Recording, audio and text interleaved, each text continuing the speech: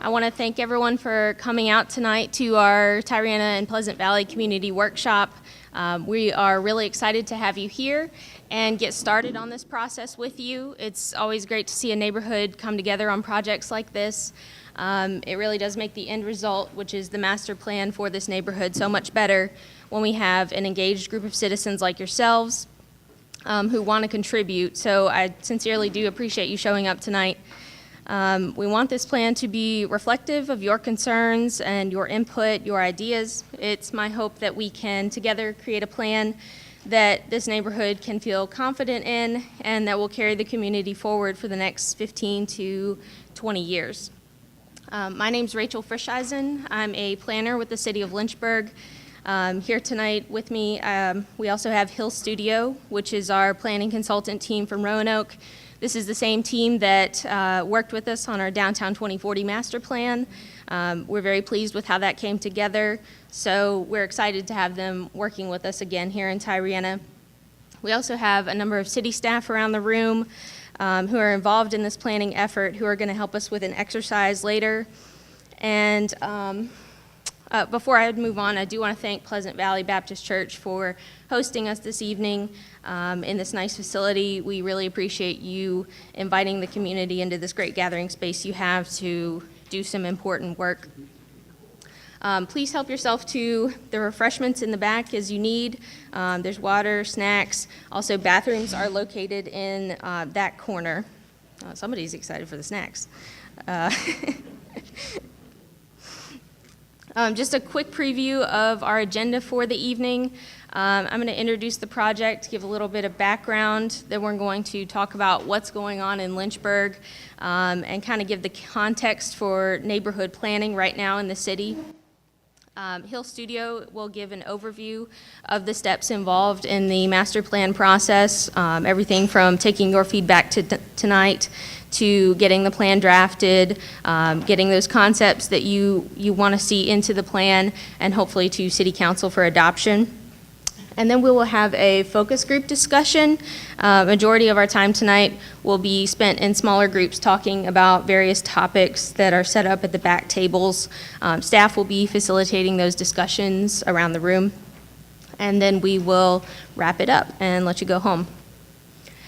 So to just introduce the project, the purpose of this community meeting is to start the discussion on the new Tyreeanna and Pleasant Valley Neighborhood Master Plan.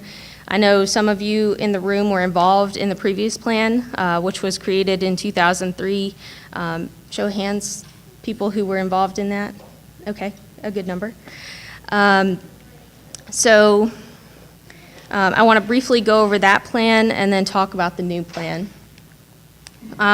For a little bit of background, the plan identified major issues in the neighborhood at the time. That included land use, the closing of the city landfill, transportation network issues, dealt a lot with wastewater treatment plant odor, and sewer service. It also set goals, including neighborhood revitalization, transportation changes, commercial corridors, infrastructure, et cetera.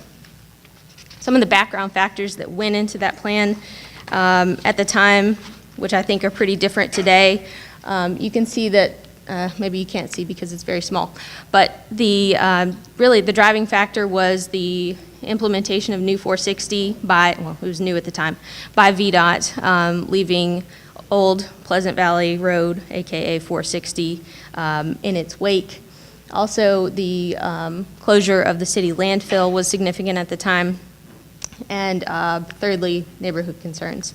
I think our driving factors this time are entirely different, and we'll talk a little bit more about that later. Just a few of those recommendations that came out of the plan included additional roadways to the transportation network, special planning areas such as gateways, the village center concept, post-closure landfill, et cetera. Here's just a map showing the gateway proposals. And again, 460 was the big driving factor at the time. This was the village center concept, which was a mixed use, traditional neighborhood type development that the plan proposed. And so the question that we need to ask now is what should be addressed in the new plan? Why even create a new plan? What about the old plan that hasn't been implemented? We feel that due to lack of development pressure, there was not a push to invest in the infrastructure. And I know that sewer infrastructure in particular has been a point of contention for this neighborhood. And after talking with our Water Resources Department, it's really been a chicken or the egg situation. Which comes first? Is it the infrastructure or is it the development that drives the infrastructure? What's different this time? We talked a little bit about driving factors already. In 2003, the main push for that plan was VDOT's new 460 plan and the landfill. At the time, we didn't have the Campbell County landfill, so that plan actually proposed a new landfill within the city limits. We now know that we're not doing that, we're not pursuing that. And in 2019, city leadership has requested that we pursue this planning effort for the sake of the neighborhood itself, not for VDOT, not for a future landfill. And I'll talk more about the city's commitment to neighborhood planning in a little bit. And so why now? We feel that now's the time because growth is likely. We're seeing growth citywide, especially in nearby downtown. People are figuring out that Lynchburg offers a great quality of life and want to be a part of that and make this city their home.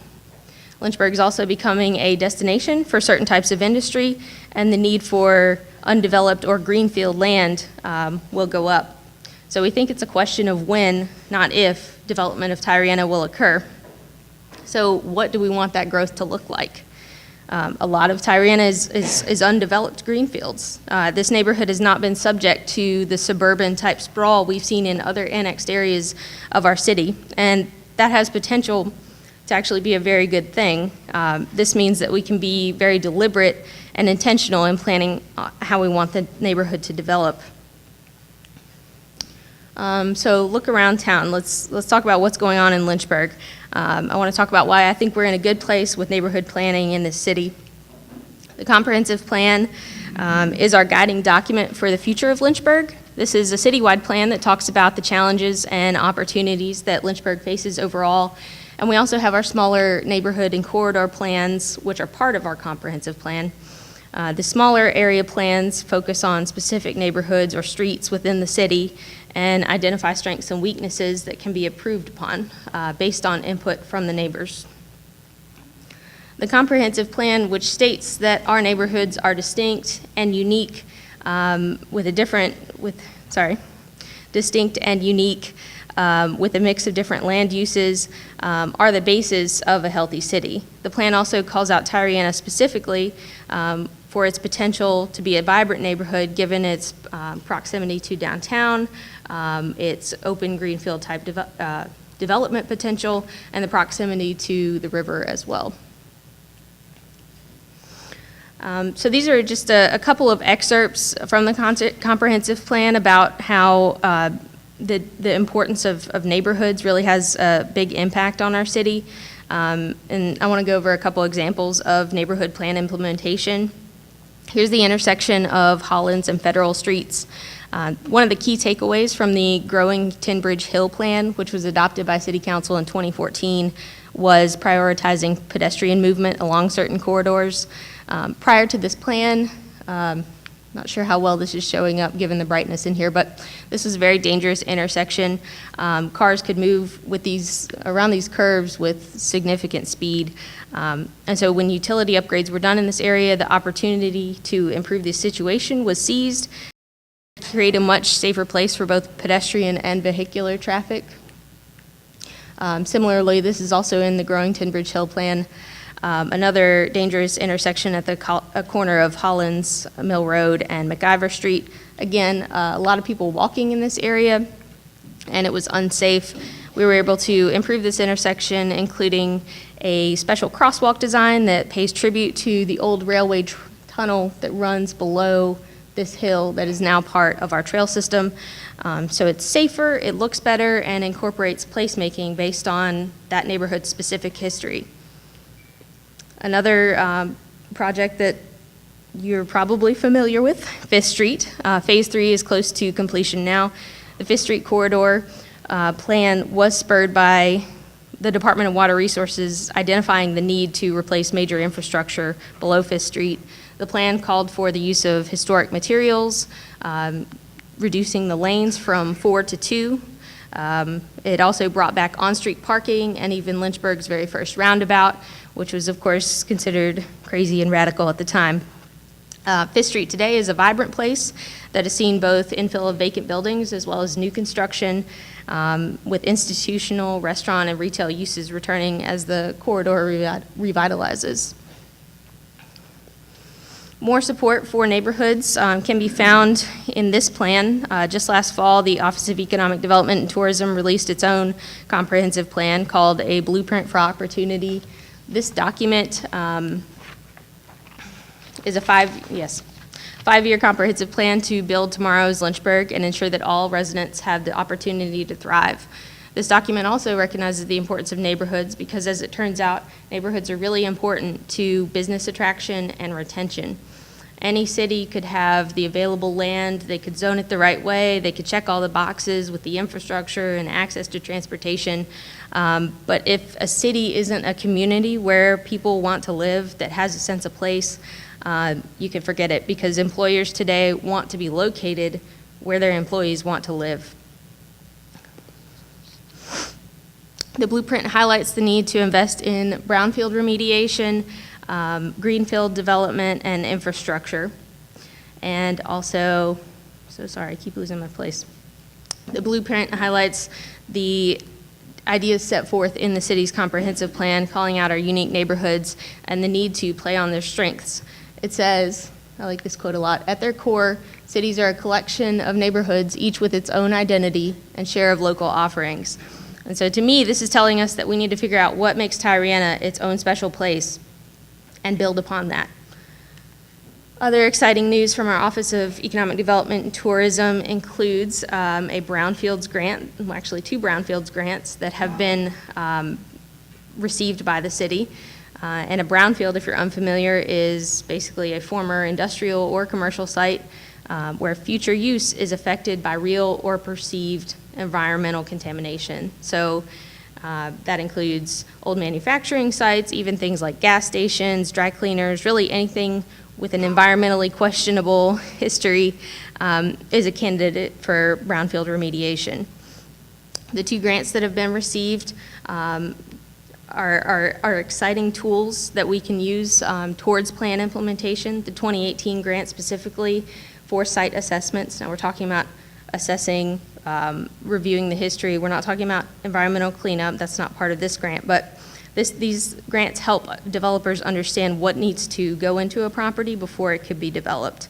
The 2018 grant specifically called out the Tyreeanna neighborhood and its potential sites. So this is an exciting tool to have in our toolbox when we go to do a neighborhood plan like this. Just a few weeks ago, we saw more discussion of neighborhoods from city leadership at the annual State of the City event. The theme of the night was telling our Lynchburg story, and so I ask you, what will the story of Tyreeanna be? And how does that story fit into the bigger picture of Lynchburg? Council has set a goal of understanding neighborhood strengths and challenges, because when we have strong neighborhoods, we are a stronger city altogether. So in conclusion, to wrap up this piece of the presentation before I hand it over to Josephine, the city has recognized the importance of working in our neighborhoods. Hope I'm not sounding like a broken record on neighborhoods yet, but to build them up, because neighborhoods are not broken, but we really just want to make them the best that they can be, because strong neighborhoods mean a strong city. We see that reinforced in several ongoing initiatives that I've just mentioned. And one more thing I want to mention before handing it off to Josephine is the landfill. Our landfill on Concord Turnpike has been closed for a few years now. A convenience center is still open for residential waste, but the rest is a lot of underutilized space. So Josephine's going to talk to us about potential uses of old landfills.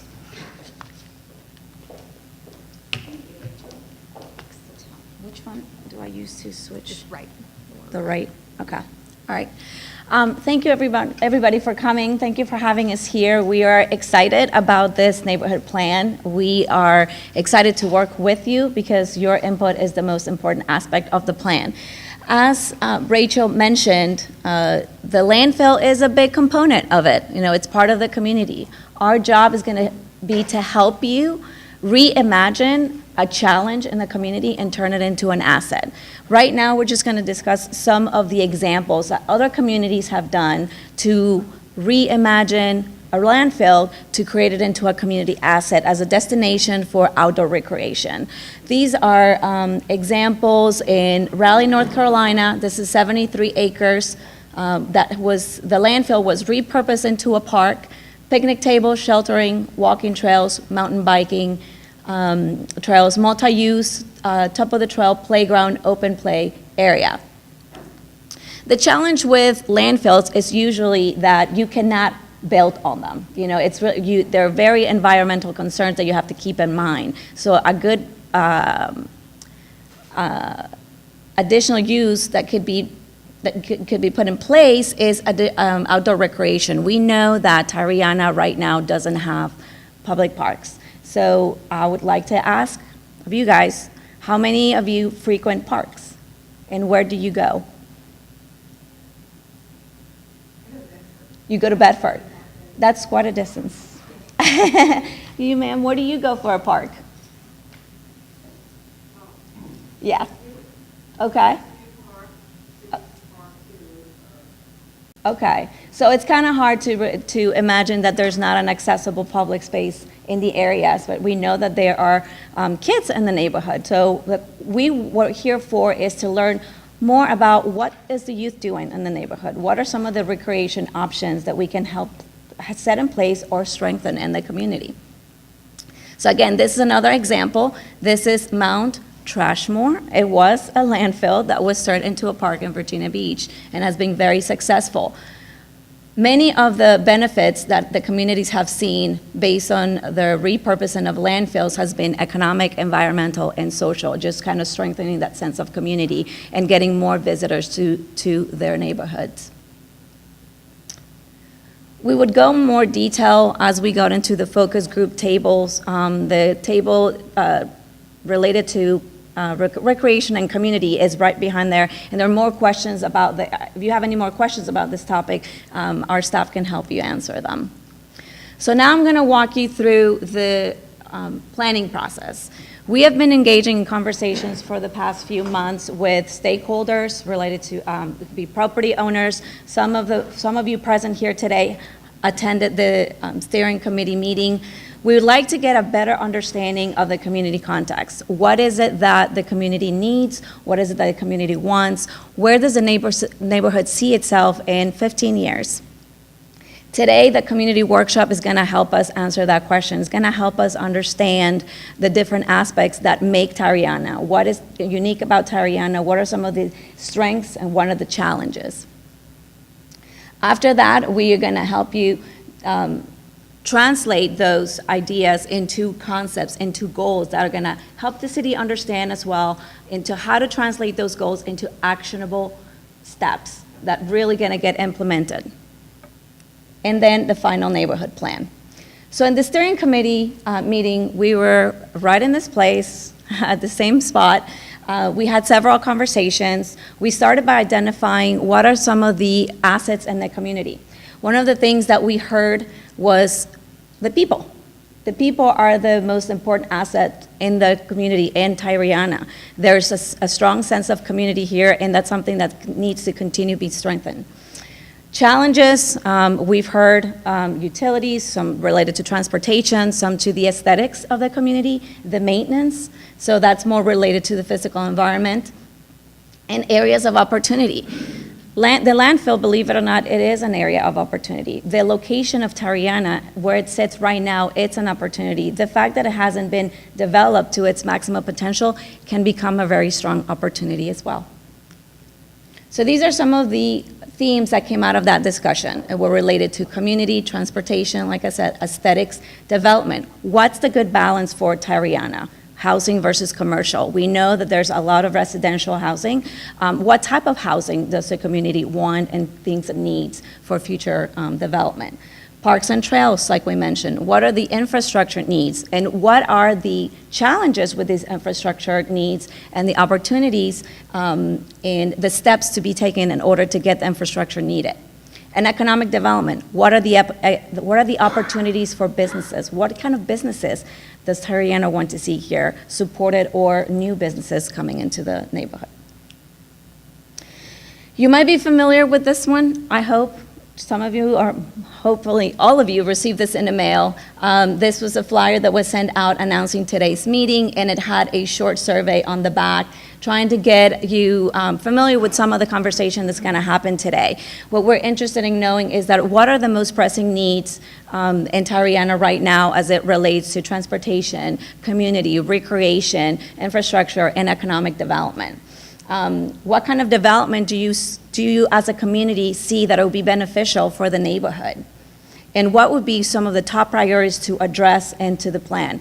Like I said, our job here is to help you translate those into actionable items and put the groundwork in place for future projects.